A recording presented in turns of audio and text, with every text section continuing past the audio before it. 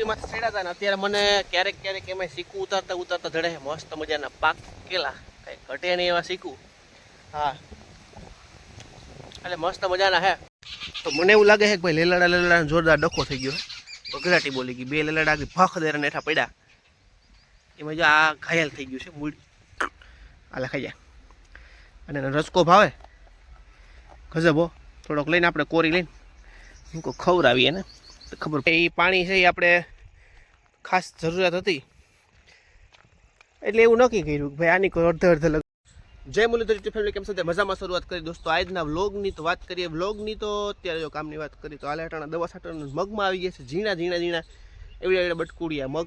અને અત્યારે આપણે કામ કરવાનું છે આગળ મોટર હાલતી કરવાની છે ફટાક દેરાની જે છે એ 10:30 વાગે લાઇટ આવે ત્યારે. તો અત્યારે શું છે કે તડકો ગજબ છે. તો પહેલી વખત તો અહીંયા સાયો કરવા છે કે આપણે લઈ જવું જોઈએ. એનું કારણ છે કારણ કે હમણાં ચૈત્ર નહીં હાલે એટલે કંઈક બહુ તપે હેકારો બહુ આવે એવું બધું છે. અને પાવાનું તો આમ તો 2 જ કલાકનું કામ છે પણ તોય મિનિમમ 10:30 લાઇટ આવે એટલે 10:30 11 11 12 એટલે બરોબર ધોમ તડકો બપોર સારાનું થાય પણ હેલે રાખે એવું બધું. અને જોઈ શકો છો તમારી પાછળ પૂર્ણ રીતે મગ છે એ ખીલેલા છે. અને હાલો હવે થોડીક વાર ઘડીક બેસીએ પોરો ખાઈ લઈએ તો આગળ લાઇટ આવશે પછી છે આપણે કામકાજની છે એ શરૂઆત કરીશું. પણ અત્યારે આમાં તે ઉષા બહુ નાના મોટા હે રાવણ આવી પડ્યા હમણાં હે લાલ લાલ છટાકેદાર થઈ જાય અને પછી જે ખાવાની મજા એટલે ગજબ. હાલો તો શરૂઆત કરીએ આજના બ્લોગની. ઓહ ડાયરી પર સામી હવે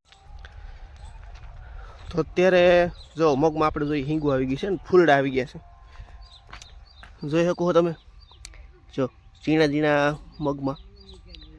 પણ ક્યાંક છે આવા ઈરું છે ને એને કારણે દવા છાંટવી પડે એમ છે કે મને કેમ દેખાતી આ ફૂસલી ઉડે છે. અને આ પીળા ફૂલ છે એ મગના નથી માંડવીના છે કારણ કે મગના ફૂલ તો બીજા હોય એમાંય થોડાક પીળાશ હોય પણ ફૂલ પીળાશ ના હોય માંડવીના ફૂલ જેવી. તો જો અત્યારે આખો મગનો ઘેરો છે ક્લિયર કટ દેખાય છે અને પારા ઢગ થઈ ગયો છે કાંઈ ઘટે નહીં એવો. એમાં દવા છાંટી દઈએ એટલે કાંઈ ઘટે નહીં. અને પાણી જ પાઈ દીધું હવે આગળ પાણી પાવાનું છે નહીં. અને આમે જો ગિરનાર તો ચોખ્ખો દેખાય ને ટણમાં પવન છે બપોર વસારે જે થાય હાસું.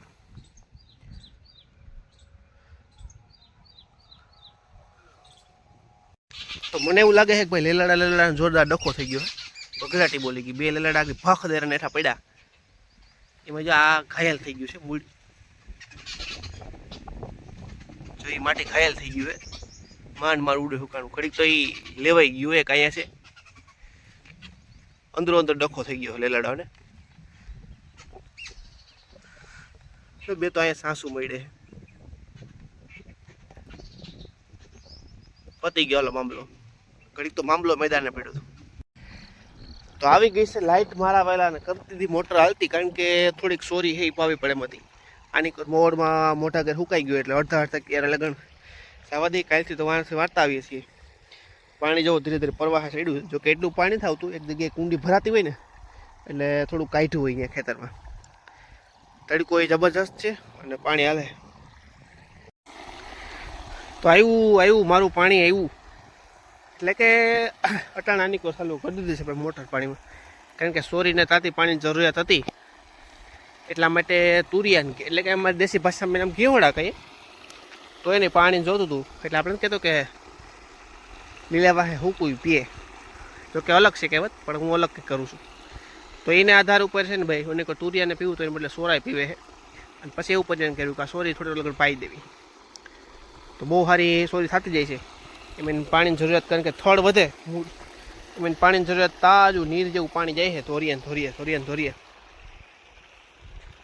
અહીંથી તો હાવ નદીનું વેણ આવ્યું એમ જાય છે હળરાટી બોલે. તો એ આ પ્રમાણે છે એ પાણી છે એ આપણે ખાસ જરૂરિયાત હતી એટલે એવું નક્કી કર્યું કે ભાઈ આની કોઈ અડધે લગણી પાઈ દેવી તો એક તીરે 2 શિકાર થાય એટલે કે એક ક્યારામાં હે એક નાકામાંથી 2 નાકામાં ફોડ નાખ્યું એટલે ઓછું પાણી વારવું. અડધે પોણે લગન પીગું છે. તુરીએ હાવ નરવાઈ ઉપર હે ફૂલ એટલે એને પાણી પાઈ દીધું. તો વારવાનું છે લગભગ 1.5 કલાક જેટલું પાણી કારણ કે 5-6 ક્યારા હે આગળ પી જાય અને હળેરાટી પાણી હવે જુઓ આવવા માંડ્યું છે. કુંડીઓ ભરાતી હોય ને ત્યાં લગન થોડું આવે પછી વધારે આવવા માંડે. તો હાલો એવું બધું છે ને બરોબર ધમ તડકાના હી આપણે વારી પાણી અને આની કોઈ 4-5 કેરા પી જાય પછી મજા છે, કારણ કે પછી વહી જવાનું સાંયે બહુ કંઈ ખાસું કામ નથી, દવા છટાઈ ગઈ છે એવું છે. તો ભાઈ હાલો આપણે હવે અત્યારે સીડા હતા સિકુડી ઉપર, જોઈ શકો છો તમે અત્યારે જમીન કી દૂરી મેરી સે કિતની નીચે છે. આપણે અત્યારે સિકુડીમાંથી સીડા હતા ને અત્યારે મને ક્યારેક ક્યારેક એમાં સીકું ઉતારતા ઉતારતા જડે મસ્ત મજાના પાકેલા, કંઈ ઘટે નહીં એવા સીકું. હા એટલે મસ્ત મજાના હે, કારણ કે જેને અમે દેશી ભાષામાં હાંક કહીએ, આ પંખીએ ખાઈ લીધું હોય એટલે એવું છે. અને અત્યારે જો મારે હવે શું કરવાનું છે કે ભાઈ એટલા સીકું ઉતરી ગયા એટલે ઘણા આવે, કારણ કે હવે દાદા શું કરવા પાછા બેસી કેળે ઉતારશું. તો અત્યારે જે હાંક ખાવાની મજા આવે ગજબ હો ભાઈ. હા એટલે એવું હે, એટલા ઘણા હવે પછી એનું જ્યુસ બનશે ગજબ હો બાકી. અને અત્યારે આપણે બહુ બધા ઉપર છીએ, જોઈ શકો. હા સેલી ડાયર છે, અહીંથી કંઈ ઉપર ડાયર નથી મોટી એ કંઈ ઝીણી ઝીણી ડાયરું છે, એટલે સેલું થળિયું આપણે એમ કે પીસડું આવી ગયું કે થળિયું તો નહીં, થળિયું દઈ છે. હા એટલે એવું છે. ચાલો હવે એક આ સીકું છે એ ખવાઈ જાય એટલે પછી છે આપણે ઉતરી જાય નીચે, કારણ કે આમ કે આમ મજા આવે છે, પવન આવે અને એક ડાયર ઉપર બેસી ગયા છે, ઘટે નહીં એવી ડાયર હું હાડી ચડું કરી. તો હાલો હવે આપણે નીચે જાઉં, કારણ કે અહીંયા ઓલરેડી કીડીયું બહુ છે, એટલે કઈ કીડી છોટી જાય, કારણ કે થોડુંક મીઠું ખાવું હોય થોડુંક કડવું સહન કરવું પડે, એટલે કે એવી એના સટકા કીડીના લાલ કીડીઓને બહુ છે આમાં ફળિયામાં. તો વાંધો નથી, કંઈક છોટી જાય તો ઉખેડી જાય પાછી, બીજું શું હોય. હાલો બપોટાણું થઈ ગયું છે ગામમાં ખાવા. તો આ વાસળી ક્યારે એખણી ઉપરી તમને ખબર છે? આને જ્યારે છે ને કંઈ પણ ખાવાનું દેવામાં આવે ને ત્યારે સૌથી છે ને એખણી રીતે ઊભી રહે, આલે ખાઈ જાય. અને એનો રસકો ભાવે ગજબ હો. થોડોક લઈને આપણે કોરી લઈને હું કોઈ ખવડાવીએ ને તો ખબર પડી જાય. આમ તો પણ ઊંસા નીચે થાય ને. ખાઈ લે. વાહ મારી ટબુડી, ખાઈ લે. ચાલો દોસ્તો હવે કામ થઈ ગયું છે આજનું બધું પૂરું, એટલે કે બસ સાજુ કંઈ હતું નહીં.